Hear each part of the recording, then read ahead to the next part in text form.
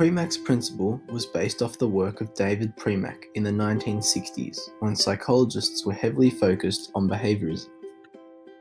In Premack's principle, there are two key factors which contribute: high probability behaviors, which are behaviors which will naturally occur on their own, such as eating dessert or watching television, and low probability behaviors, which are usually the desired behavior but are unlikely to occur without reinforcement, such as eating your vegetables or doing chores.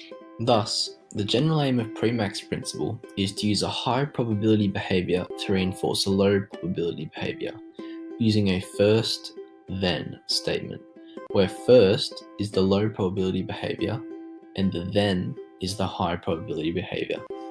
For example, Lil Johnny loves to eat dessert. However, he hates eating his vegetables. Lil Johnny will usually feed the dog his vegetables when his mum is not looking, but mum is not fooled so easily. Whilst Premack's principle has been a common topic throughout many psychology-based subjects, many of us would have already been exposed to it in everyday life. Turns out we have been subject to Premack's principle many a time throughout our earlier years by our parents, who most likely at the time probably had no idea they were using Premack's principle. Thus, Lil Johnny's mum has resorted to using Premack's principle through the statement of first eat your vegetables, then you can have some dessert, in order to get the desired behavior from Lil Johnny.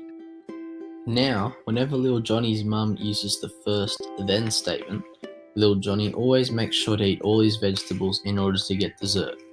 Problem solved. To summarize, identify a high probability behavior and identify low probability behavior which is desired in the subject.